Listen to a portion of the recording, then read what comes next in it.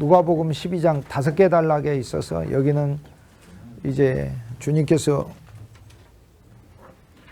우리에게 말씀하시는 이제 네 번째 제3학이죠. 좋은 종이 되는 것이죠.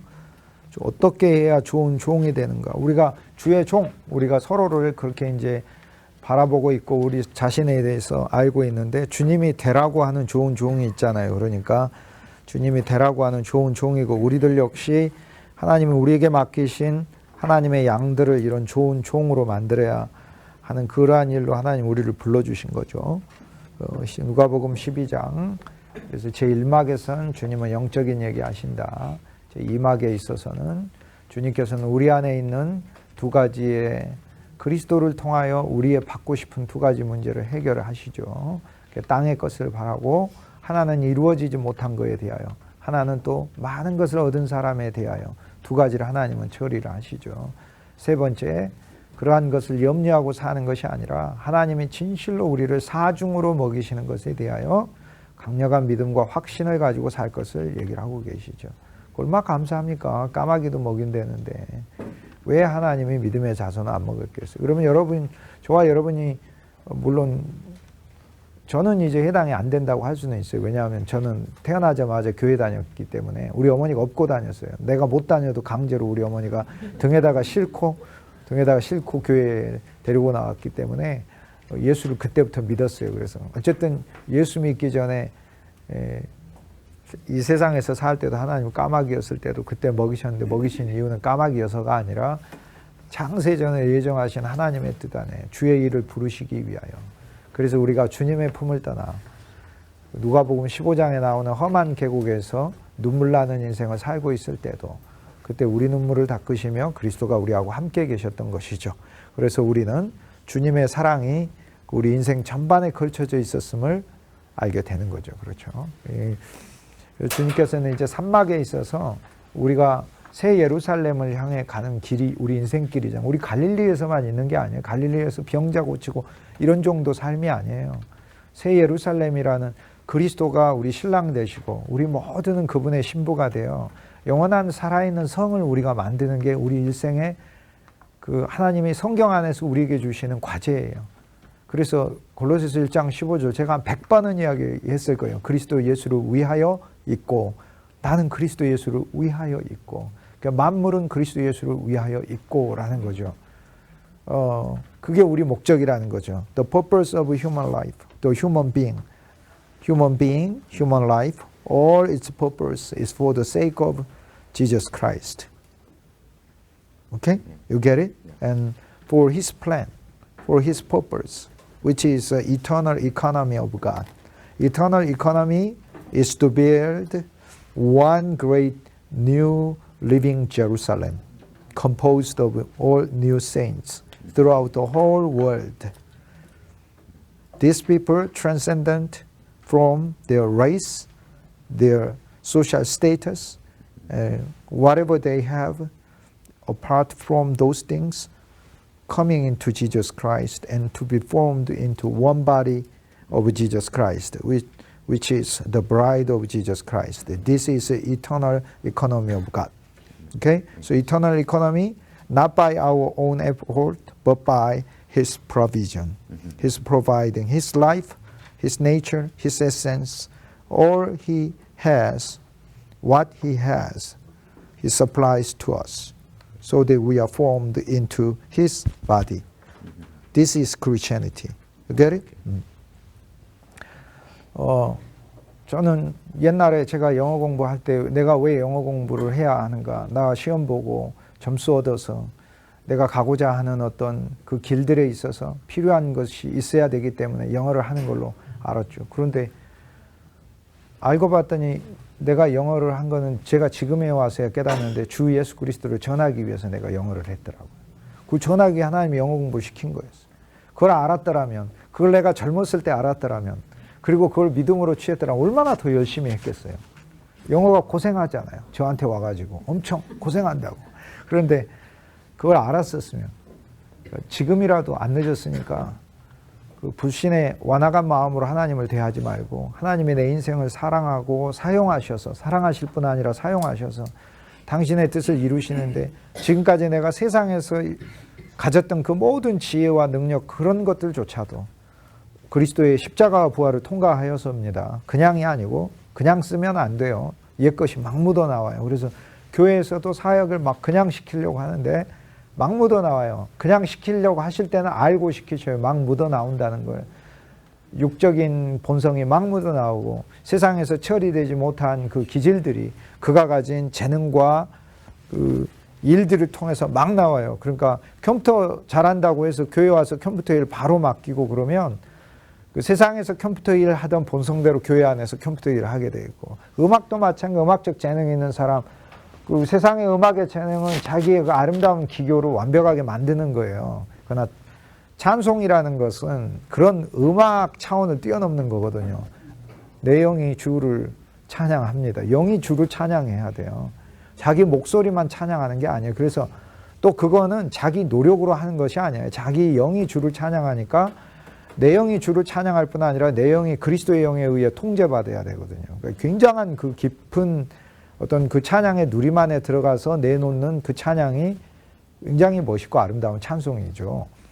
근데 단번에 성숙을 이룰 수는 없지만 성도가 그 성숙을 바라면서 사역하는 거예요. 내가 컴퓨터 기술이 자기가 세상적으로 기술은 최고일지 모르지만 이 컴퓨터 기술을 통해 그리스도의 몸을 이루는 성숙한 컴퓨터 기술, 그리스도 안에 성숙한 컴퓨터 기술은 언제나 초보예요.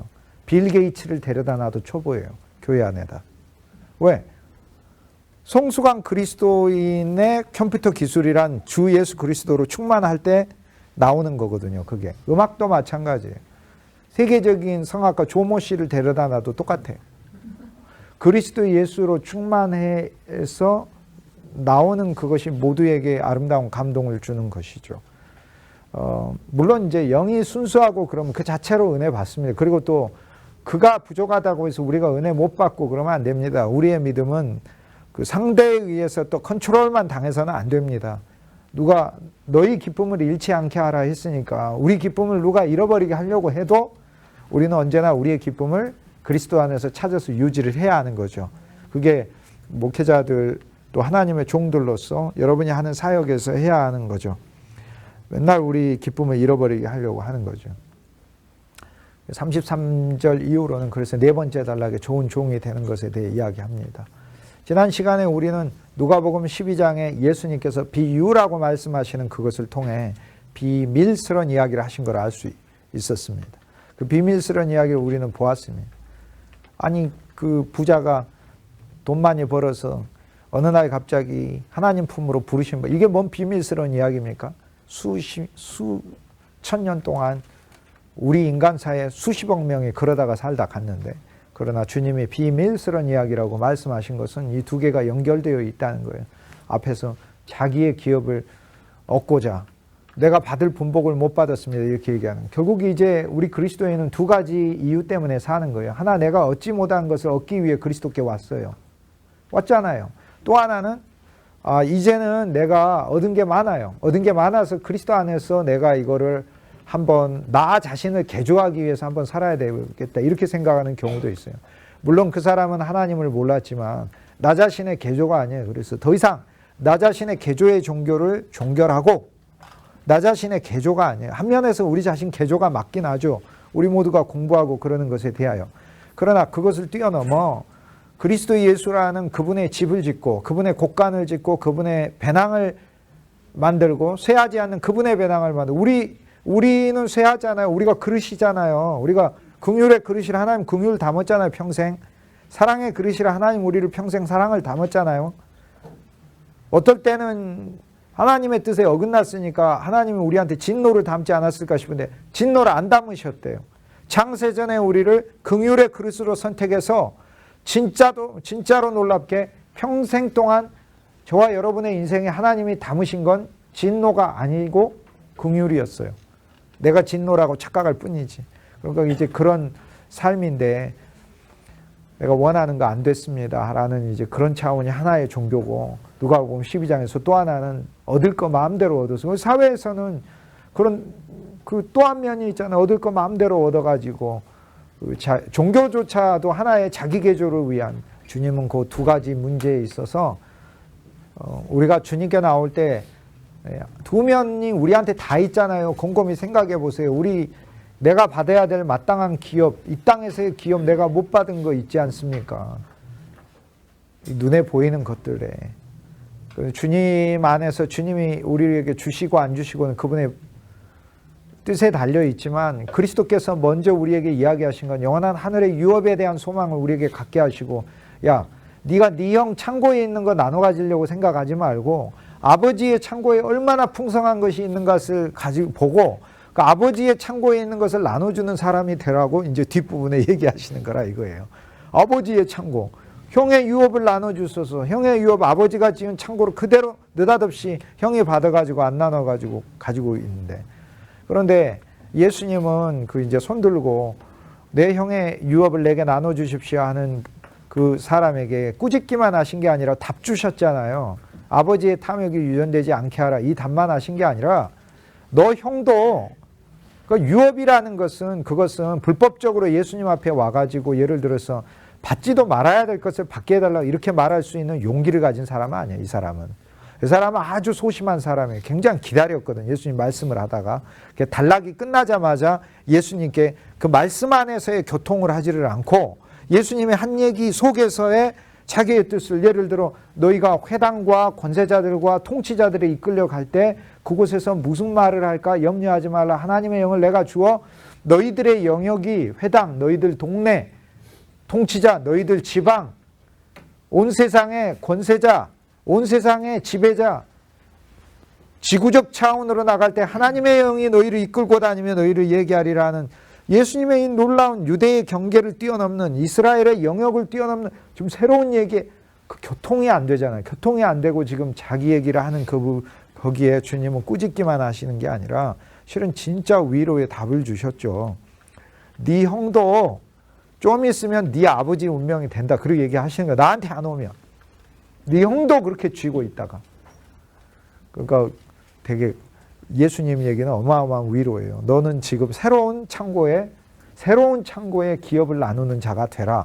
이게 이제 후반부에 누가 아버지의 창고에 있는 것을 누가 나눠주려고 하겠는가. 그렇게 말씀하시는 부분이죠. 너무나 감사한 거예요. 이 청년을 결코 그냥 보내시지 않아요. 저는 누구든지 주 예수께 나온 사람에게 하나님께서 결코 빈손으로 보내시지 않는 것을 봤어요. 예수님 결코 율법으로 꾸짖고 그냥 보내지 않으셨어요.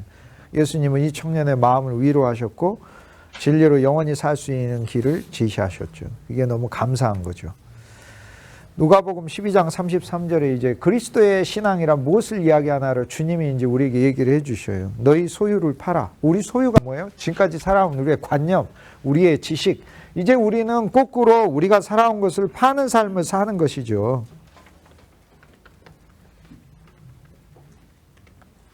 우리가 살아온 삶을 거꾸로, 그러니까 이제 그리스도를 위해 한 면에서는 파는 거죠. 이제 그리스도를 위해 나의 지식이든 나의 신분이든 다 파는 것이죠. 그리고 구제하고 다른 사람들에게 주고 그리스도 안에서 주고 낡아지지 않는 배낭을 만드는 거, 이게 첫 번째 일. 배낭이 우리 존재 자신인 것 같아요. 우리 존재 자신이 배낭이죠. 낡아지지 않는 배낭이 되죠. 어떻게 해야 낡아지지 않는 배낭이 되느냐 했더니 바울이 고린도전서 15장 42절에 15장 42절에 그 놀라운 말씀이 있어요. 썩을 것을, 이 썩을 것 다 그리스도께 심어 그리스도 안에서 썩지 않을 것을 그리스도의 창고에서 거두는 게 우리의 삶인 거예요. 그래서 지금까지는 우리는 지금 소멸성의 존재라 이렇게 소멸돼 가잖아요. 점점 소멸돼 가잖아요. 그러니까 감사하고 기쁜 건 나라는 존재의 소멸과는 관계없이 그건 하나의 길이니까. 그러나 이 소멸이 모두 다 소멸 아닌 사람이 있어. 바울이 하나만 한 소리 하는 게 모두 소멸이에요. 우리의 장막집은 무너지는 거. 그거 모르는 사람이 어디 있어요. 집 앞에 있는 가게 아저씨도 알지. 그러나 그것을 어디에 심어야 되는가를 모르잖아요. 사람들이. 그리스도께 심고. 그래서 썩을 것을 그리스도께 심으라고 했어요. 썩을 것을 그리스도께 심으라. 고린도전서 15장 42절 이렇게 얘기를 썩을 것을 그리스도께 심고. 그래서 썩지 않을 것을 그리스도로부터 얻고, 이게 낡아지지 않는 배낭입니다. 그래서 우리는 배낭이죠. 우리 인생이 배낭이죠. 그래서 우리 자체에 이제 우리는 이 땅에서 내가 못 갖는 것을 갖기 위한 그런 이 땅의 유업을 위한 그런 존재가 아니고, 심지어는 이 땅에 있는 유업 중에도 신비한 것들이 있거든요. 율법. 시내산을 통해 모세에게 준 율법. 그것도 유업이에요. 이스라엘 백성에게 준 영적 유업이라고 해요. 그런데 우리 배낭은 심지어 그것조차도 안 담아요. 우린 주 예수의 생명을 담지. 그러니까 새로운 배낭인 거예요. 완전히 새로운 배낭. 그리고 우리 몸 자체, 그리고 하늘에 다함이 없는 보물이 그리스도라.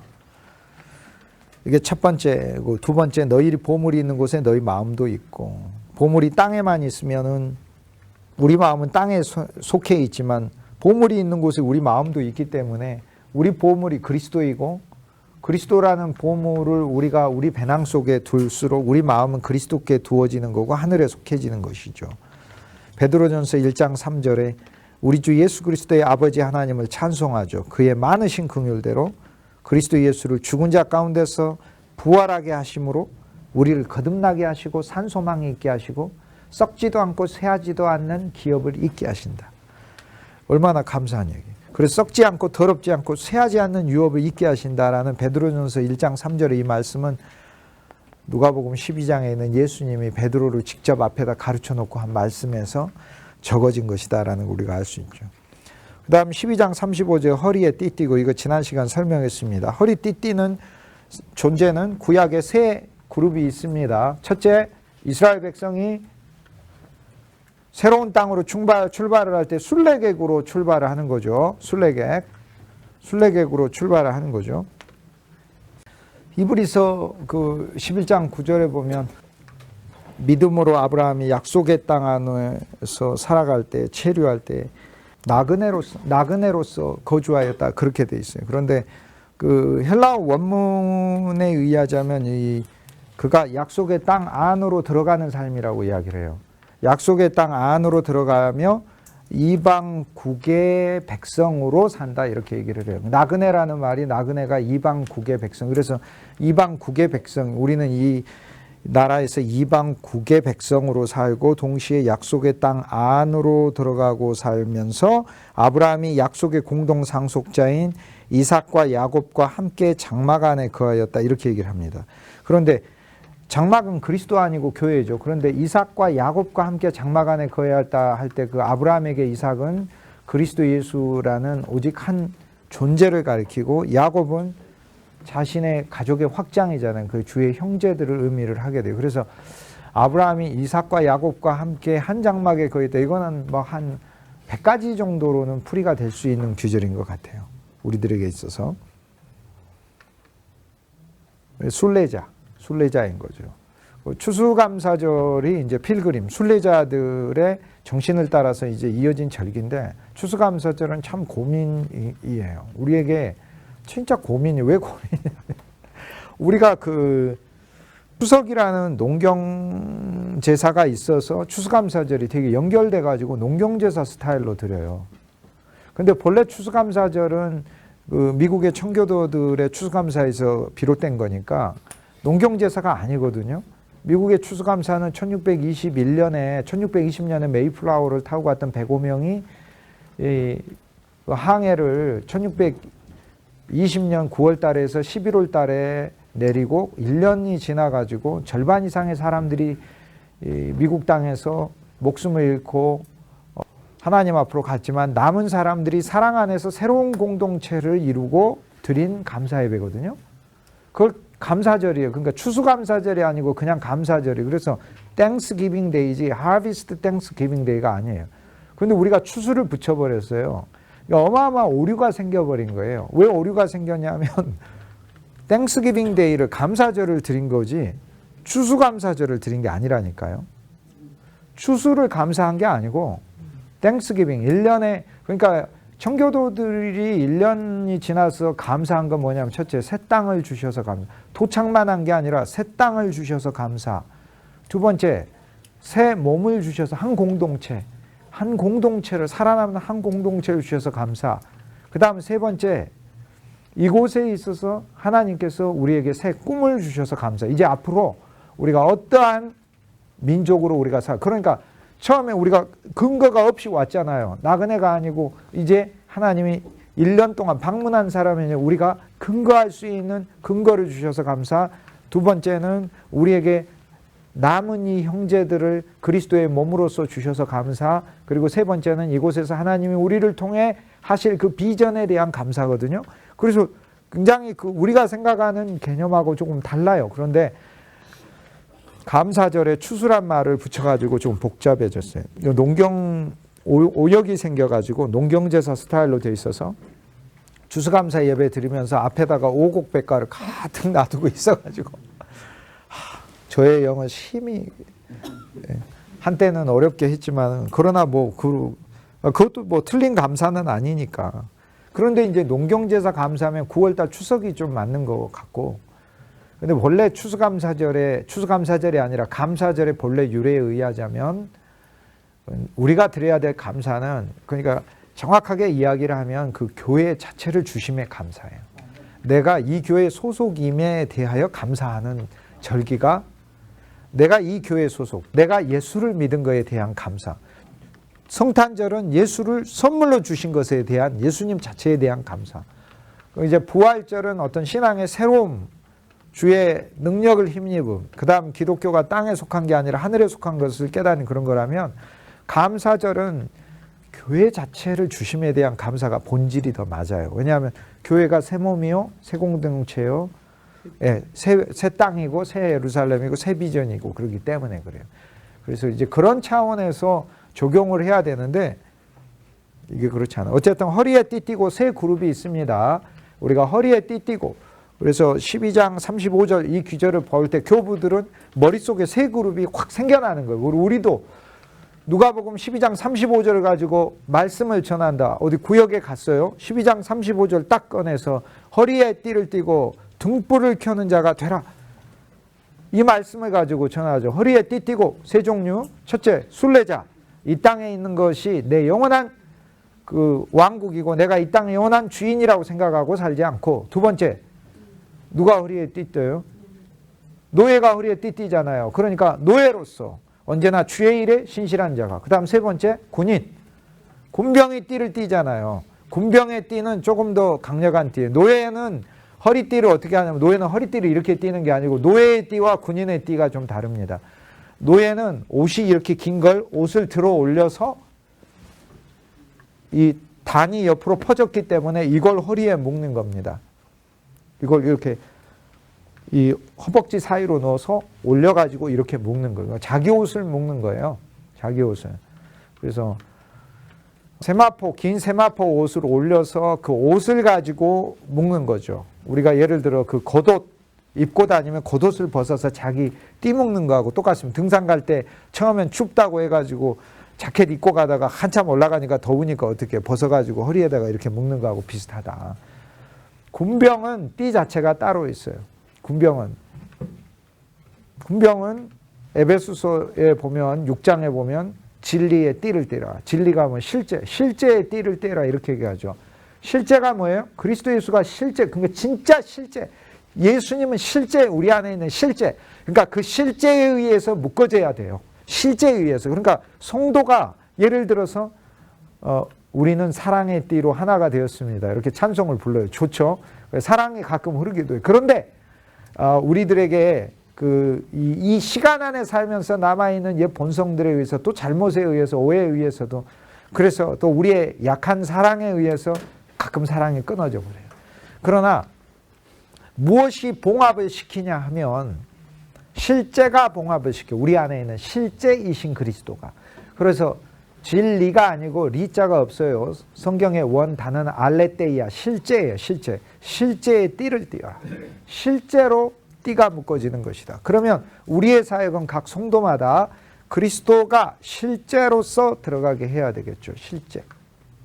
하이데커 책 제목이 존재와 실제인가 그럴 거예요. 그게. 존재와 무 말고도 그가 실제에 관해 쓴 책이 있어요. 자이티엔 알레테이아. 존재와 실제. 그 실제는 우리 안에 살아있는 무언가예요. 예수님께서 사마리아 여인에게 요한복음 4장에 보라, 하나님께 예배하는 자들은 영과 진리로 예배하. 진리가 리자가 없다고요. 진이라고 해요. 진. 알레테이아. 실제라고요. 예수님이 내가 곧 길이요 진리요 생명이라 할 때 진리가 리자가 없다고요. 진이라고요. 실제.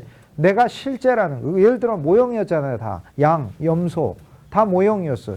구약의 예루살렘 성전 모형이었어요. 장막 모형이었어요. 근데 예수님 내가 실제라는 거예요. 내가 진짜라는 거예요. 내가 실제. 내가 실제라. 그래서 그리스도는 정말 우리 안에 실제로 얻어지는 분이에요. 우리 안에 축적되는 분이고 그리스도는 정말 모든 성도 속에 정말로 남아있는 분이에요. 그 실제가 서로 연결되는 걸 실제의 띠, 진리의 띠라고 부른다고요. 실제의 띠라고. 그러니까 우리는 이제 그런 사역을 하는 거죠. 결국 우리가 전하는 메시지 속에 하나님께 우리는 요청하는 거죠. 실제가 있게 해주십시오. 그래서 그 실제가 남게 해주십시오. 실제가 남게 해주십시오. 이렇게.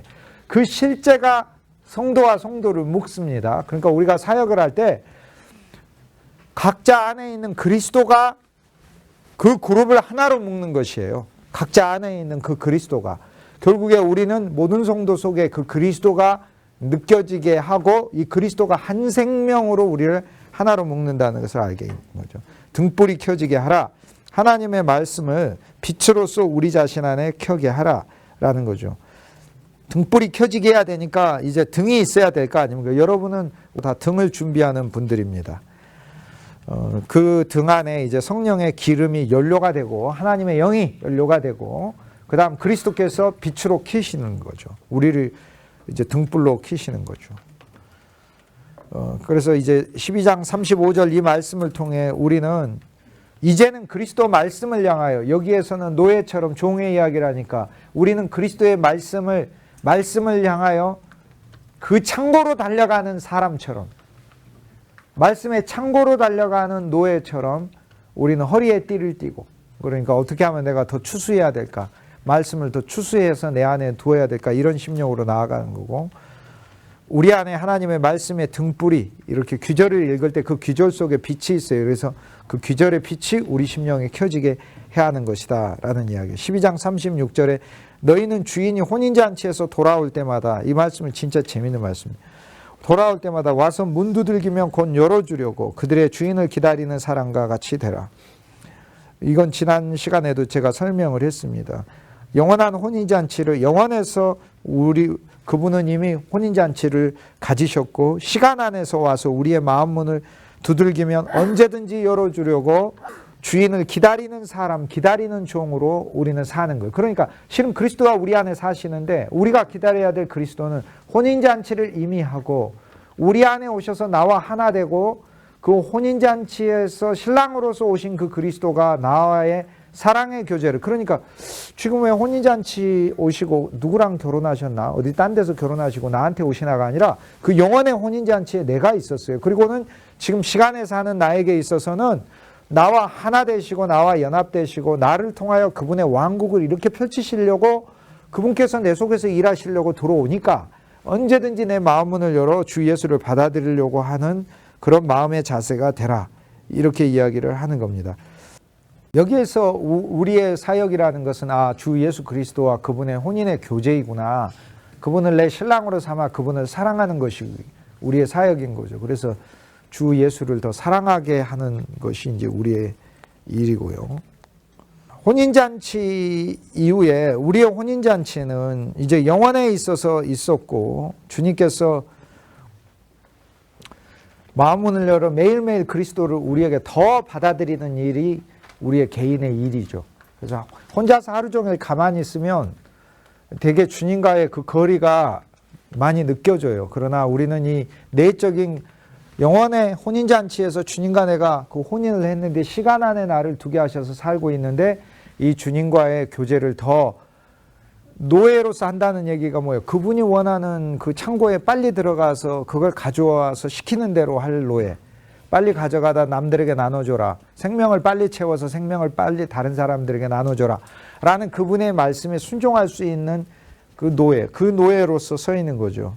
성경에 둘러스 노예라는 건 귀가 완전히 거기다가 박힌 사람을 가리켜요. 그게 노예예요. 그러니까 우리가 진짜 그리스도의 노예가 되고 싶으면 우리 귀가 그리스도에 박혀버린 게 그게 노예인 거죠. 12장 37절에 보면 주인을 이렇게 해서 영접하면 주인이 와서 뭐 하는 거예요? 깨어있는 것을 보면 그 종들은 복이 있으리라. 그러니까 깨어있다는 말이 뭐에 깨어있는 거예요? 말씀에 깨어있고, 그리스도가 혼인잔치를 나하고 하셨고, 이 혼인잔치 하신 그리스도는 우린 영원해서 그리스도 신부라는 거예요. 그런데 시간 안에서 주님이 날 통해 그분의 영원한 하나님의 풍성의 창고를 종으로서 나를 쓰셔가지고 사람들에게 나눠주는 청지기로 사용하고 싶다는 거죠. 그거에 대하여 비전을 갖고 깨어있는 존재가 되라 라는 이야기고, 37절에 주인이 와서 깨어있는 것을 보면 우리 영이 깨어있고 그리스도의 비전에 대해 깨어있다면, 이것을 깨어있는 것을 보면, 근데 이거 깨어나는데 40년 걸리더라고요. 진짜 깨어요. 진짜 더 깨어져야 되고요. 더 깨지는 그 깨짐도 있어야 되고 깨어있는 깨어있음도 있어야 되는데 우리 힘으로 안 되는 것 같더라고요. 모르겠어요. 힘으로 하실 수 있는 분들 한번 해보세요. 열심히 한번 해보시고, 힘으로 하실 수 있는 분들은. 근데 저는 안 되니까 한번 해보시고, 할 수 있는 분들 해보시고 저한테 알려주세요. 힘써서 애써서 해봤더니 됐더라. 그러면 이제 제가 찬송가를 이제 하나 더 만들어서, 아니면 바꿔서 부르면 됩니다. 힘써도 못하네, 참아도 못하네, 이런 게 아니고 이제 그렇게 할 수 있는 거죠. 12장 37절 보세요. 그러니까 문 열어달라고 그러는데 37절에 보면 주인이 와서 깨어있는 것을 보면 그 종들은 복이 있으리로다. 뭐에 깨어있는 거예요? 나는 그리스도의 섬김 받아야 되는 존재이다. 나는 그리스도로 채워져야 되는 존재이다. 나는 그리스도의 긍휼의 그릇이란 존재이다. 나는 그리스도의 배낭이 되어야 된다. 그리스도가 내 보물이 되어야 된다. 이거에 깨어있는 거예요. 나는 지금 옛날에 내가 바랬던 거, 그 비즈니스를 통해서 나한테 돈 어마어마하게 돌아야 됐던 거 내가 속임당해서 다 잃어버려서 그걸 이 땅에서 나누지 못해서 그것이 한이 돼가지고 살며 상처가 돼서 살고, 인간관계에 패배와 실패가 와가지고 이거 회복하기 위해서 이게 한이 돼서 예수를 믿는 그런 정도가 아니고, 내 존재가 무엇을 위한 존재인지 그리스도 안에서 주님이 주시는 깨우침으로 깨어있는 그런 존재가 되어 있을 때, 나는 그러니까 뭐예요? 그 그리스도가 필요한 존재구나. 주 예수님이 나한테 필요한 존재. 이거를 깨어있는 것을 보면 그 종들은 복이 있다. 그러면 뭐 하는 거예요? 내가 진실로 너희에게 이르노니 주인이 띠를 띠고, 주인이 이제 띠를 띠고, 여기서 주인은 무슨 띠겠어? 노예의 띠지. 노예의 띠를 띠고 그 종들을 자리에 앉히고 나와 수종들이라, 이렇게 얘기를 돼 있어요. 그래서 여기에 엄청난 이야기가 있어요. 예수님이 뭐냐면, 예수님이 만들고자 하는 신앙이 뭐죠? 그냥 종교가 아니죠. 그냥 종교는 뭐예요? 그분이 왕위에 앉아있고 우리가 경배하는 거죠. 근데 예수님이 진짜 하고자 하는 건 뭐냐면, 그 살아있는 실제인 내가 너희 속에서 너희를 섬기게 해달라는 거예요. 너희의 마음을 위로하게 해주고, 위로만 할 뿐 아니라 너희 속에 옛 생명을 처리하게 하고, 옛 생명을 처리할 뿐만 아니라 새로운 생명을 넣게 해주고, 새로운 생명을 넣을 뿐만 아니라 새로운 생명 속에 있는 새로운 본성이 나오게 해달라는, 인내심이 꽤 있는 분들이 있어요. 인내심이 있어요. 인격이 훌륭한 분들. 그런데 그것으로 우리가 사역하는 것이 아니라 예수의 생명이 우리 속에 들어와서 그 생명에서 나오는 성품, 생명이 주는 인내, 생명이 주는 끈기, 생명이 주는 온유함, 그냥 온유한 분도 있어요. 그냥 온유함. 그런데 우리에게서 나오는 모든 것은 선악과를 먹은 후신이기 때문에 우리의 선 속에는 악이 숨어져 있어요. 그 악이라는 건 불신을 말하고 자기 존재를 가리키는 거거든요. 그러니까 우리가 선을 행한다 하더라도 하나님이 없는 선을 행해버림으로 악이 되는 거예요. 그래서 우리는 선악과를 먹어서 선악의 본질이 섞여져 있기 때문에 우리의 타고난 선이라 하더라도 타고난 선 속에 악이 숨겨져 있는 거죠. 그리스도는 오셔서 이거를 다 섬기고 싶은 거죠. 더 좋은 것은 하나님의 풍성한 창고, 이 창고에 빛과 진리와 그분의 모든 그리스도, 실제라는 그리스도, 그분이 가득 있으니까 이것을 나한테, 우리를 섬겨서 주고 싶은 거예요. 이 종교에 누가 눈을 떴느냐? 예수님 그 얘기를 누가복음 12장에서 하고 있는 거예요. 우리가 알고 있는 종교란 그분이 보좌에 있고 우리는 엎드려가지고 이렇게 하고 있는데, 예수님이 진짜 말하고 싶은 것은 나는 너희 속에 더 작은 자가 되어 영원한 혼인잔치에 이미 이루어진 그 내가 너희 속에 와서 너희를 섬겨야만 하는, 예수님의 여기서 섬김이 뭐예요? 예수님이 우리의 닦을 것을 닦고 우리의 상한 것을 상하고 우리의 싸맬 것을 싸매고 새 것을 우리 속에다 조성해 주시는 그 그리스도의 그 일을 아는 자가 누가 있느냐라고 예수님이 누가복음 12장 37절에 거꾸로 이야기하고 계시는 거죠. 그러니까 결국 누가복음 12장 37절의 이 말씀은 그 13절에 청년이 받을 재산을 못 받아서 억울해서 분해서 그리스도한테 손을 들고 이야기했던 것에 대한 예수님의 위로예요. 예수님의 위로. 그 해결은 너가 유업을 받는다고 해결되는 것도 아니라는 거예요. 그 유업을 받아봐야는 네 아버지처럼 똑같이 탐욕을 부리다가 새로운 창고를 짓다가 하나님 없이 죽어간다는 거예요.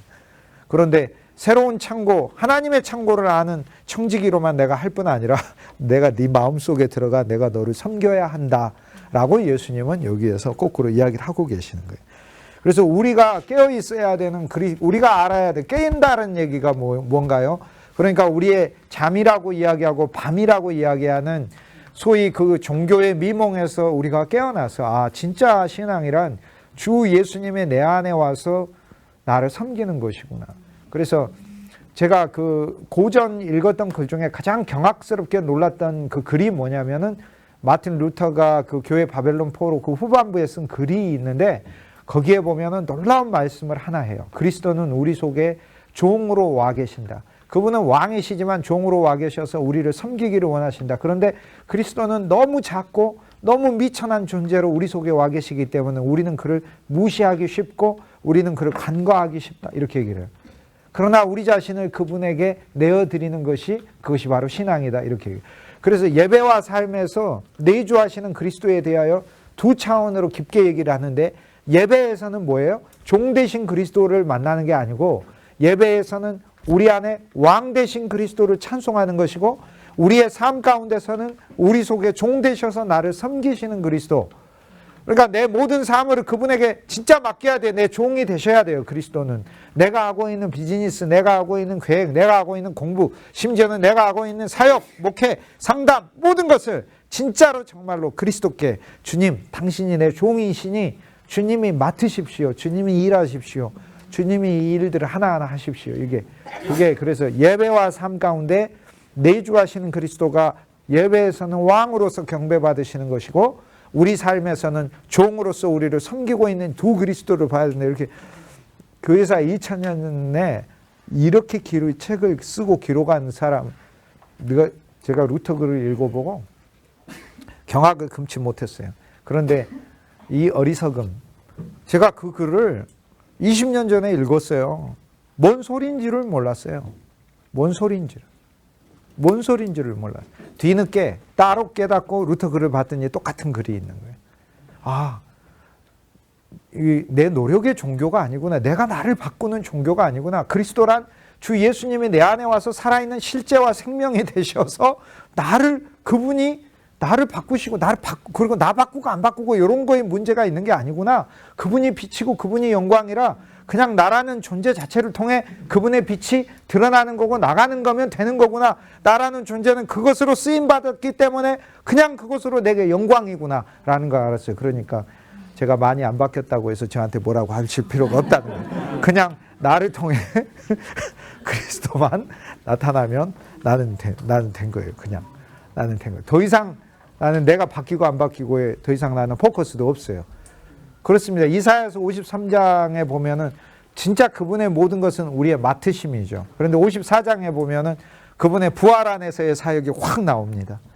그래서 이사야서 66장에 가보면 새 예루살렘의 완성이 나옵니다.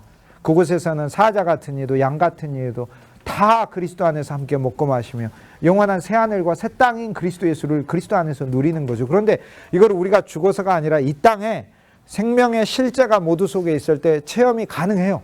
진짜 그 교회 안에 우리 사역 안에 이 비전을 갖고 가는 거다. 그러니까 우리 교회는 이제 여러분과 저의 인생은 새 예루살렘을 향해 가는 것이다. 그 얘기예요. 예루살렘. 새로운 예루살렘. 옛 예루살렘 말고 옛 예루살렘은 안나스 목사님, 안나스 원로 목사, 가야바 현직 목사 해가지고 사이하고 장인하고 또 죽이네 살리네 하고 이거 있으면서 예수님은 그 교회에 계세요. 계시는데 뭐하고 계셔요? 빰 맞고 계셔요. 이렇게 빰 맞고 계시는 그런 교회가 아니라 모형량을 잡아놓고 막 수만 명씩 모여가지고 좋다고 하는 그런 게 아니라 그래도 계셔요, 예수님 거기. 맡고 계셔서 그렇지. 채찍 맡고 계셔서 그렇지. 12장 37절이 킵니다. 이제 주인이 띠를 띠는 것을 보자는 거예요. 우리 안에서.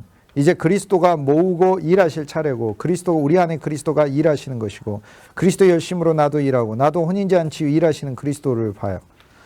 12장 38절에 주인이 혹 2경에나 3경에 이르렀어도 종들이 그같이 하고 있는 것을 보면 종들은 복이 있으리라. 2경이나 3경은 뭐 밤을 4경으로 나누죠. 밤 저녁 6시에서 그 다음날 6시까지 12시간을 4로 나누니까 3시간, 3시간, 3시간, 3시간이겠네. 그러면 첫 번째 1경은 6시에서 9시 저녁, 2경은 9시에서 12시, 3경은 12시에서 3시, 그 다음 마지막 4경이 이렇게 되겠죠. 자, 우리 인생은 하나의 그 시간들이에요. 그런데 여기서 경이라고 하는 것은 뭐냐면 지키는 것을, 이게 사실 이제 경은 지키는 것. 여기서 이 헬라어 이 단어가 필라케라는 단어인데 경은 지키는 것이에요. 이게 경이라는 말인데 watch, 영어로 watch, 지키는 거예요. 그래서 2경이나 3경에 와서도 그리하는 것을 보면 이라고 얘기를 하는데 사실 저 경은 깨어있는 것을 말하고 이것은 하나님의 말씀 안에 있는 겁니다. 쉽게 얘기해서 제1경은 우리가 성경을 그냥 읽었을 때가 1경이에요. 옛사람으로 성경을 읽은 건 다 1경이에요. 2경은 뭐냐면은 하나님의 경륜이라고 하는 하나님의 구원과 생명의 경륜이라는 긴 역사 속에 하나님의 두 번째 시간이거든요. 율법의 시기죠. 그러니까 2경에서도 쉽게 얘기해서 율법으로 믿으면서도 그때 내게 구주가 필요하다고 믿는 사람은 복이 있다. 그래서 성경을 한 번 더 읽어야 돼요. 왜냐하면 이 2경과 3경에 이게 그 뒤태로 이중이라는 2경은 이중이라는 의미가 있고 3경은 삼중이라는 의미가 있는데 하나님의 말씀이 3번 우리에게 읽어져야 돼. 성경 삼독했다는 뜻이 아니라 하나님의 말씀이 처음에 우리가 불신자로 한번 알고 두 번째 율법으로 알았어요. 세 번째 생명으로 하나님의 말씀을 알고 있으며 율법 안에서도 나는 그리스도가 필요하다고 읽는 자. 그 다음 3경은 뭐냐면 생명의 그리스도가 우리 속에 오는 건데 여기서 2경은 뭐냐면 주 예수가 육신으로 우리하고 함께 계실 때 그 함께 계시는 그리스도의 말씀을 읽으면서 그리스도가 우리 속에서 섬겨야 된다는 것을 깨닫는 자가 복이 있고 여기서 제3경은 부활하셔서 승천하시고 하늘의 모든 것을 가지시고 성령 안에 담겨지셔서 우리 속에 오신 예수 그리스도가 3경의 예수예요. 그 3경의 예수는 결국 성경이 생명 안에서 전체가 읽어지는 것을 3경의 예수. 초대교회에서는 1경, 2경, 3경을 율법의 시대, 그리스도, 2경은 율법의 시대, 3경은 삼위일체 그리스도 예수와 생명의 영 안에서 하나 되는 시기. 이 안에서 우리가 발견해야 될 비전이 뭐다는 거예요. 율법에서도 우리는 알고 있었어요. 주가 필요해. 그죠? 그 복 있는 거예요. 그런데 생명 안에서 우리는 주가 더 필요하다는 걸 알게 됐어요. 세밀하게 필요해요. 나의 모든 행사에 필요할 뿐 아니라 나의 모든 존재에 다 필요해. 내 마음에도 심지어 필요해. 내 생각에도 필요해. 내 계획에도 필요해. 심지어 내가 무엇을 말할 때 처리되지 않은 내 동기에도 그 주 예수가 필요한 거예요. 그걸 처리하셔야 되니까. 그런 거죠. 사경은 영원한 새 예루살렘을 미리 이 땅에서 맛보는 누림이에요. 맛보는 누림이. 동기를 처리하려면 또 자기 의지로 처리해야 되는 그분이 하신다니까. 여기서 가만히 여기서 12장 37절을 하셔야 돼요. 여기서 주인이 띠를 띠고 그 종들을 자리에 앉히고 이렇게 되는데 여기 자리에 앉히다가 아나클리네라는 단어거든요. 너무 놀라운 질문을 하셨어요. 실은 이 클리네가 누워있는 거예요. 누워있는 자석. 그러니까 종이 뭐하고 있으라는 거예요. 지금 이렇게 있으면 안 된다. 지금 군대에서 맨날 이러고 있는 거 많이 보셨죠? 그죠? 공군사관학교 후보생들. 주님이 아나클리네라고 할 때 클리네라는 이 단어는 자리에 눕다는데 자리에 누워있는 거예요. 이게 왜 영화에서 이런 거 보셨나요? 이러라고요. 예수님이 주인이 띠를 띠고 제발 내가 뭐 하라는 거 우리 보고 수고하고 무거운 짐진 자들아 다 내게 와라. 안식해라. 내가 너희를 새로 조성하리라. 아담 안에서 하와가 지어지듯이 너희가 이렇게 누워 있어라. 내가 너희를 초성하리라. 아나클리네. 안치사. 주인이 띠를 띠고 안치사예요. 근데 아나, 성경의 아나 제가 전에 설명한 적이 있죠. 다시라는 말인데, 이게 리라는 말인데 이것은 무엇을 의미합니까? 그리스도의 부활. 성경의 상상, 그러니까 아나클리네는 놀라운 단어예요. 이거는 안친다의 반복, 강조의 의미가 아니고 성경에 아나가 들어가면 어떻게 안치는 거예요, 저기? 옛사람을 안치는 게 아니고 광명한 새 사람을 그리스도 안에서 안치는 것을 가리켜요.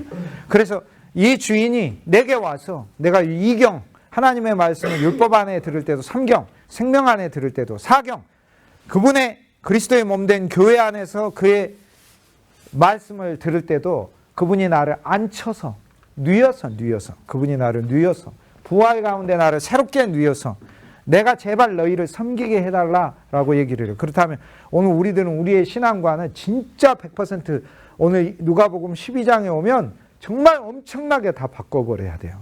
아, 진짜 하나님의 일이란 무엇인가? 하나님이 나한테 하는 일이에요. 나는 진짜 그 일이 필요하구나. 내 사역에 하나님의 일이 필요하다는 건 내 사역에 하나님이 진짜 날 통해 일해야 되겠구나. 그래서 우리는 어디 가서, 여러분 제가 강의할 때 지금 서서 강의한다고 생각하시죠? 그렇게 보이시겠죠. 저 서서 강의하지 않습니다. 제가 목요일 날 2주 전 목요일 날 아침 9시 반부터 저녁 9시 반까지 12시간을 연속으로 강의했어요. 그 자리에 여기 우리 저기 목사님 두 분 그 자리에 앉아 계셨어요. 저 서서 했는데 서서 한 것 같죠? 저 누워서 했어요. 그리스도 안에 누워서 했어요. 강의. 누워서 했죠. 종을 자리에 앉히고 그리스도 안에 눕게 하고 그리스도가 우리를 눕게 하고, 그래서 내 안에 뭐 다 전부 다 누가 정리해요? 내가 정리하는 게 아니고, 내가 정리 못한다니까. 내가 정리하는 게 아니고 그분이 나를 정리하신다니까. 내 인생을 정리. 그래서 이 12장 38절에 주인이 이렇게 섬기는데 2경과 3경에 이르렀어도 종들이 그같이 하는 것을 뭘 그같이 하고 있어요? 그리스도 안에서 안식하면서 주님이 일하시기를 기다리는 자들은, 그래서 2경에서 처리 안 된 건 3경에서 처리, 3경에서 처리 안 된 건 4경 그리스도의 몸 안에서의 처리, 2경에서 주님과 내가 주를 처음 만났을 때 그분의 기쁨 아래서 살 때 처리가 안 된 것은 3경 생명 안에서의 처리. 근데 생명 안에서 처리 안 되는 거 많아요. 다 처리될 것 같은데. 아니, 생명이 최고이고 생명이 전부인데 어떻게 생명 안에 처리 안 됩니까? 하나님이 그렇게 해놨어요. 왜요? 단독 생명이 되게 하면 안 되기 때문에 그래요. 주님은 그리스도의 몸 안에서 처리되게 해놓은 게 있어요. 그래서 교회 안에서 그리스도의 몸 안에서 성도의 교제와 교통 안에서 처리되게 해놓은 게 있기 때문에 어떤 사람도 나 혼자서 예수 잘 믿어야지라는 것 자체가, 나 혼자서 예수 믿어야지는 가능해도 혼자서 예수 잘 믿어야지는 자체가 불가능.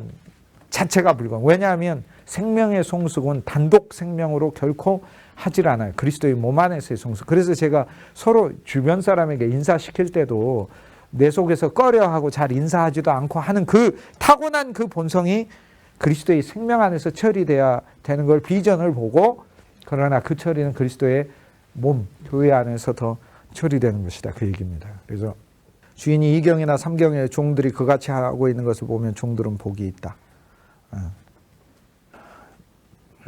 1경을 우리 유년기, 2경을 우리 청년기, 3경을 장년기, 4년을 노년기로 이렇게 보는 교부들도 있어요. 그래서 우리의 육적이고 영적인 시간이에요. 하나는 육적으로 1경, 2경, 3경, 4경, 하나는 영적으로 1경, 2경, 3경, 4경이라 계속 주 예수를 꾸준히 믿는 것을 가리키는 말씀이죠. 그죠? 2경, 3경이니까. 그러나 영적으로 또 한 면에 있어서는 성경의 경륜, 율법의 경륜에서도 생명의 경륜에서도 3경이니까 3번의 쓰임이잖아요. 2번의 쓰임이 아니라 3번의 쓰임이잖아요. 그리스도가 우리 속에 3중으로 쓰임이잖아요. 그것에 대해서 아는 자는 복이 있다. 39절에 너희도 아는 바니 집주인이 만일 도둑이 어느 때에 이를 줄 알았으면 그 집을 뚫고 들어오지 못하게 하였으리라. 집주인이 어느 때, 도적은 사탄이죠. 우리가 집주인 그리스도예요. 그리스도가 사탄이 오는 줄 알면 당연히 지킬 거 아니에요. 보세요. 집주인이 만일 도둑이 어느 때 오는 줄 알면 그 집을 뚫고 들어오지 못하게 하였으리라. 그렇죠. 뭐 하나만 한 얘기 아닌가? 집주인이 도둑이 언제 올 줄 알면 그 지키고 눈 뜨고 있고 경찰에 신고를 해가지고 미리 준비를 해놓든지 그렇게 하죠. 근데 무슨 여기서 뭐냐면 우리는 집주인이 아니에요. 우린 종이고 우리 집주인은 그리스도세요. 그러니까 우리한테는 두 개가 필요해요. 집주인이 필요하고 도적이 언제 오는지 아는 집주인이 필요하고 도적을 물리칠 집주인이 필요한 거예요.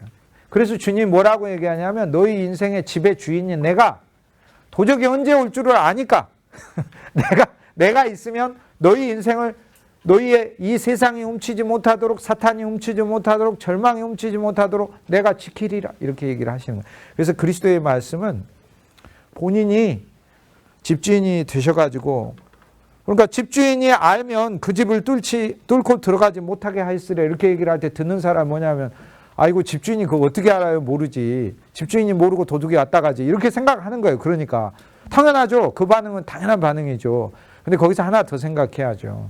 그거 아는 집주인이 있으면 좋겠네. 예수님 뭐라고요? 그래서 그거 아는 집주인이 여기 나라고 그거 아는 집주인이 나라고.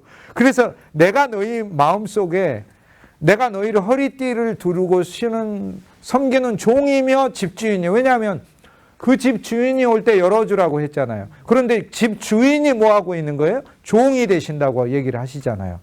이제는 집주인이 무슨 역할을 해요? 집주인이 우리 인생을 지키는 경비 역할을 하고 계셔요. 그분은 저기 정보관 로비에 경비하고 계시듯 그리스도는 우리 인생을 지키고 있는 경비세요. 19장 39절에 12장 40절 그러므로 너희도 준비하고 있으라. 생각지 않은 때 인자가 오리라 이렇게 얘기했어요.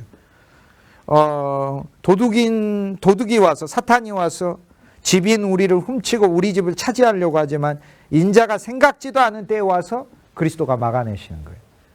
그리고 여기에 또 예수님은 2중 3중으로 되게 말씀의 장치가 신비해요. 그러니까 도적을 못 막잖아요. 그럼 예를 들어서 지금은 내가 내 인생의 집주인이라고 생각해. 지금 불신자는 자기가 주인이니까 예수님 쫓아내버리고 내가 주인이야. 내가 주인인데 되게 감사한 게 있어요. 예수님이 도적같이 오신대. 그래서 집주인인 내가 생각지도 못한 때에 나를 차지해버리신대. 이게 생명의 역사입니다. 이게 생명의 역사. 그래서 진짜 여기 소망을 가지세요. 예수님이 여러분도 모르는 사이에 여러분 인생을 확 사로잡아 버리시는 거예요. 그래가지고 못 벗어나는 거예요. 와, 언제 예수님이 이렇게 들어와 버리셨지? 내 모든 영역 안으로? 세계 제1의 도둑, 그리스도. 두 번째 도둑이 여러분의 신랑, 여러분의 마음을 훔친 도둑, 뭐 그래서. 그런데 이제 마음을 훔쳤다가 마음 다시 주셨잖아요. 이렇게 이제 필요 없다, 마음이 필요 없다고 그러시면서 다시 주신 분들도 있고 그런데 이제 다시 가져가라고, 마음 가져가라고 이렇게. 그래서 여기서 주님은 그래서 이중적으로 말씀하셔요. 자기가 집주인이라고 생각하는 자는 내가 도적처럼 가서 훔쳐버리겠다. 그 다음에 그리스도가 집주인으로 돼 있는 자들은 너희들이 어떻게 도적을 막냐? 집주인이 도적이 오는 시간을 알면 막지 않겠느냐? 그래서 내가 가서 집주인으로 나만이 누가 도적이 오는 줄 알기 때문에 내가 막아내는 것이다 라고 얘기를 하며 우리 인생이라는 게 지금 총체적으로 그리스도 안에서 재설계돼야 됨을 얘기하는 거죠. 12장 41절에 베드로가 여짜오되 주께서 이 비유를 우리에게 하시면 모든 사람에게 하십니까? 아니면 우리에게 하심입니까? 그래서 여기서 해야 될 질문 두 개가 있었는데 이 질문도 처리되어야 되죠. 이건 우리를 위한 거냐 딴 사람 그런 차원이 아니에요. 예수님의 대답은 뭐예요? 누가 지혜 있고 믿음 있는 청지기가 되겠는가? 누가 되겠는가? 그래서 지금 이것은 어떤 누구한테 말하느냐가 아니라 내가 그것이 되느냐의 문제예요.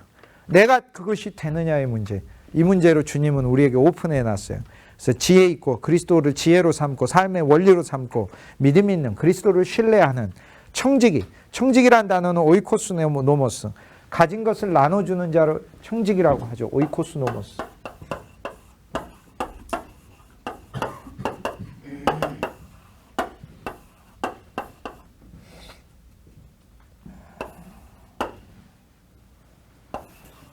오이코스가 집이고 노모스가 분배라는 뜻이에요.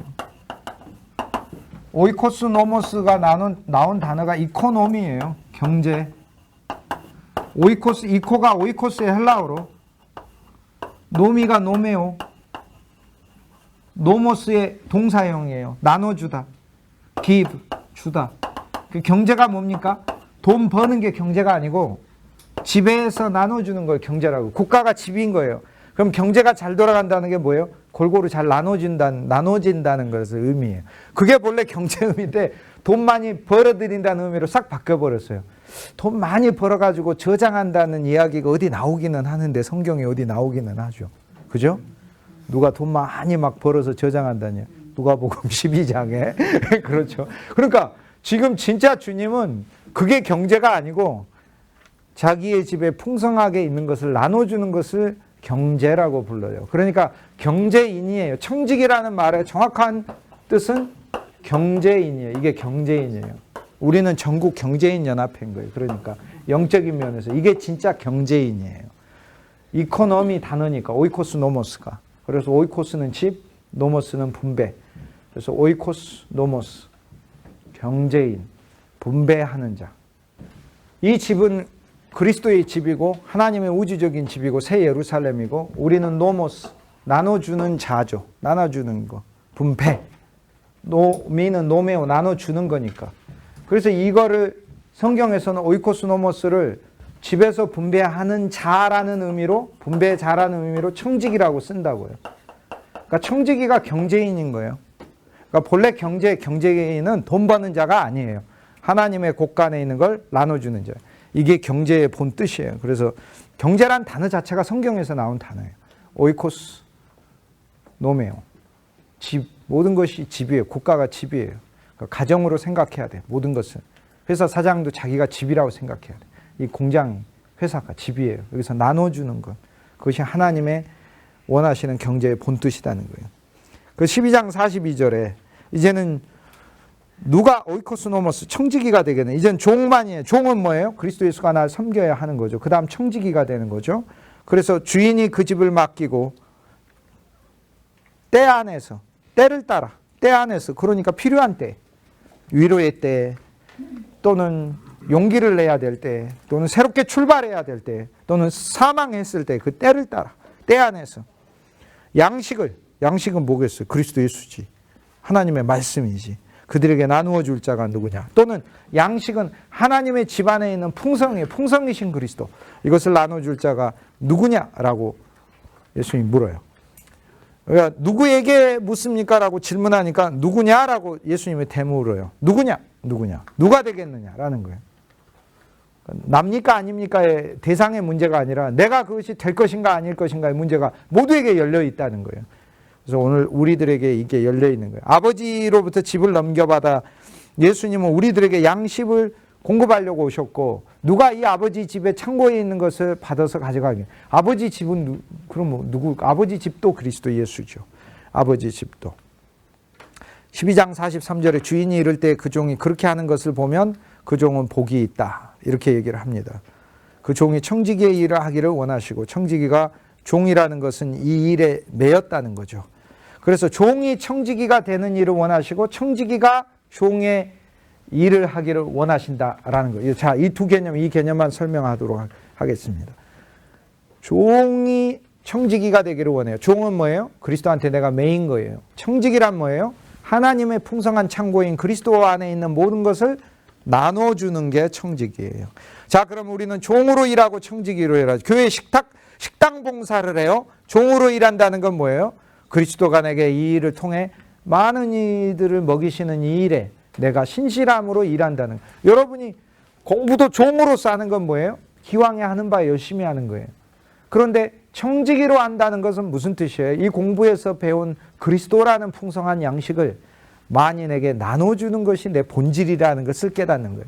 그럼 식당 봉사에서 청지기로 일한다는 건 뭘 의미하겠어요?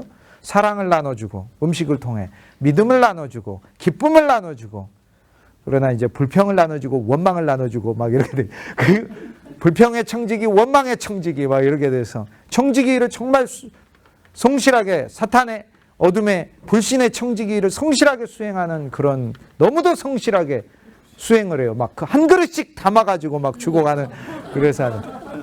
그래서 종이 청지기가 되기를 원하신다. 이제 우리가 종이 되는 거, 먼저 종 되는 건 그리스도한테 내가 다 생각이고 뭐고 다 끌린 거예요. 그냥 저는 예수님의 종 된다는 게 뭔가 로마서 6장을 이야기할 때 제가 2년 전에 드린 말씀인데 그 생각이 종 되는 게 뭐지? 그랬더니 제가 그런 얘기가 언뜻 생각이 나서 사람들과의 대화예요. 야, 너 가서 이거 좀 해. 알았어. 또 친구한테 야, 너 이거 좀 해. 알았어. 세 번째도 야, 너 이거 좀 하니까 친구가 이렇게 한짝 다리를 드지. 야, 내가 네 종이냐? 이렇게 얘기를 하는 거예요. 근데 바로 거기 답이 있더라고요. 그러니까 종이 뭐 하는 거예요? 예수님이 야, 너 이리 와. 그럼 오고 저리 가. 그럼 저리 가. 그러니까 완전히 내가 그 시키는 대로 그냥 하겠다는 거예요. 예수님이. 지금은 좀 어려워도 그렇게 있어. 그러면 그렇게 있는 거고. 나를 신뢰하고 내 안에 있는 거고.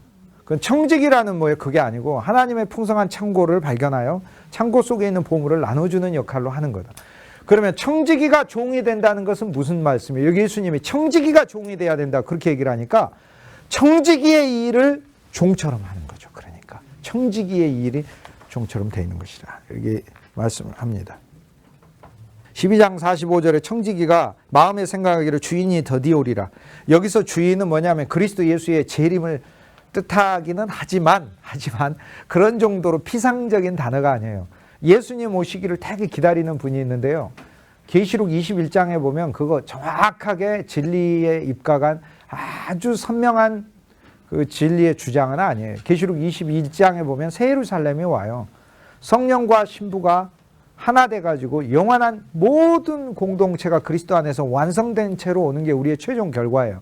그러니까 이것이 주님이 오는 거예요. 그 안에 우리가 그리스도의 몸으로 우리 안에 가득 차 있는 그 그리스도가 모든 성도하고 연결된 너무나 놀랍고 우주적으로 광대하게 새하늘과 새 땅에 뻗어져 있는 그 그리스도를 보는 거예요. 이제 에덴 동산에 한 그루 생명나무가 온통 생명나무가 심겨져 있고 그 과실이 온통 맺어져 있고 에덴 동산에 있었던 황금이 나왔던 그 시내 하나가 한 중심의 거리 자체가 전체가 시내가 되어 있고 성벽 전체가 보석이 되어 있고 그리스도의 영광과 광채로 가득 차 있는 우리 전부가 그리스도 예수와 하나로 통합된 우주적 그리스도를 우리가 보는 거거든요. 이게 주님이 오시는 거예요. 이게. 그러니까 아멘 주 예수여 어서 오시옵소서는요. 예수님 개인이 어서 와버리십시오. 그래서 저 미운 놈들 막 불벼락을 내리십시오. 그 뜻이 아니고 그 새 예루살렘의 비전을 보고 이 새 예루살렘을 끌고 올 주 예수님 어서 오십시오. 그 말이고 그 새 예루살렘이 완성되려면 빨리 이 땅에 하나님의 교회가 구원의 백성들을 담아서 성장해야 되니까 예수님 빨리 부흥 좀 시키십시오. 예수님 왜 이렇게 지체되십니까? 라고 이야기를 하는 거고 예수님 그 얘기는 뭐냐면 예수님이 야 제발 내가 너 좀 사용하게 해주라 라고 하는 거라 나를 정말 사용해 주십시오. 그 말이에요. 이게 연결된 말입니다. 이게 아멘 주 예수여 어서 오시옵소서예요. 그래서 진짜 우리는 주 예수여 어서 오시옵소서를 이거를 하면 주 예수여 어서 오시옵소서 그 나라가 오게 해주십시오. 그 새 예루살렘이 그래서 내가 하고 있는 이 사역이 그리스도의 보석들을 만드는 일 빨리 완성시키시. 그래서 나는 내 일을 완성하게 해주십시오. 내 일을 반드시 이 땅에서 그 일이 쓰임과 의미가 있게 해주십시오. 라는 그 기도를 하나님께 드리는 거죠. 그거죠. 바로 그겁니다. 그게 주인이 올 때 근데 이것이 더디어 온다라는 게 뭐예요?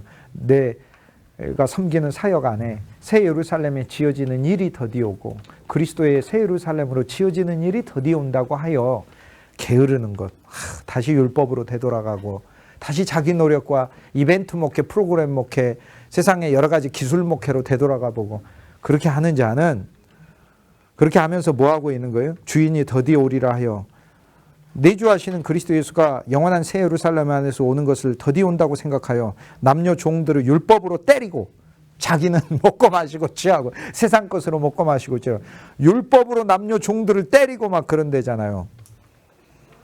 율법으로 때리는 설교 하는 분은 여기는 없는 걸로 알고 있어요. 제가 알고 있기는. 그러자 12장 46절에 생각지도 않은 날에 알지 못하는 시각에 그 종의 주인이 이르러 엄히 때리고 이제는 거꾸로 주인님이 때려버려요. 근데 여기서 때린다는 이야기는 뭐냐면 닭을 떠서 완전히 벌려놓는다는 레위기 1장 8절에 재물을 나무 위에 벌려놓는다는 단어와 같아요. 예수님이 때린다는 단어인데 이게 무서운 단어인데 소위 이 디코토미라는 단어인데 둘로 쪼개버린다는 단어예요. 그래서 그리스도께서는 사실 굉장히 놀랍고 감사한 얘기를 하셔요. 나한테 버티는 자, 그러나 창세전에 예정된 하나님의 생명의 사역자로 예정된 자는 내가 와서 쪼개버리겠다. 이렇게 돼요. 그게 뭡니까? 십자가의 제물이 되게 하여 십자가의 도를 알게 하고 구속을 알게 하고 하나님의 생명을 알게 하여 그를 새로운 제물로 만들겠다라는 하나님의 말씀을 얘기하고 계셔요. 그래서 이 말씀은 정말 놀랍고 어마어마한 말씀이다. 이렇게 이야기할 수 있습니다. 오늘 뒷부분 더 이제 봐야 될 부분이 많은데 12장 43절에 주인이 이를 때 그 종이 그렇게 하는 것을 보면 종은 복이 있다. 44절에 내가 참으로 너희에게 이르노니 주인이 그 모든 소유를 그에게 맡기리라.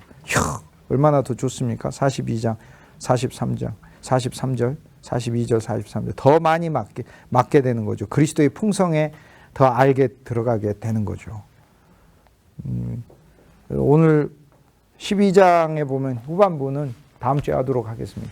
오늘 12장의 이 중반 넘어오면서 집안에서 이제 원수되는 것에 대한 이야기를 하거든요. 그래서 우리가 옛날 아비로 삼고 어미로 삼고 또 우리가 시어머니로 삼았던 시어머니의 율법, 어미의 그 예루살렘 종교, 그 다음 아비로 삼았던 사탄 마귀아의 그리스도가 쪼개버리시고 분리하시는 이 놀라운 역사. 율법으로 맷때리는 자들은 창세전에 예정된 생명의 사역자들은 하나님이 그를 쪼개버리시리라. 그래서 쪼개버려서 너무 좋아요. 쪼개버려서 너무 좋습니다. 율법으로 맷때리고 싶어도 못 때리겠어요. 내가 왜 그렇게 안 삽니까? 라고 여러분한테 얘기를 못 하겠다고요. 왜냐하면 그렇게 사는 건 여러분이 할 수 없는 일이거든. 여러분 속에 그리스도의 생명이, 저와 제 속에 그리스도의 생명이 넘쳐야 그건 할 수 있는 일이거든. 그러니까 그리스도의 뜻은 그리스도만이 하는 것을 그리스도의 뜻이라고 하니, 그래서 이제는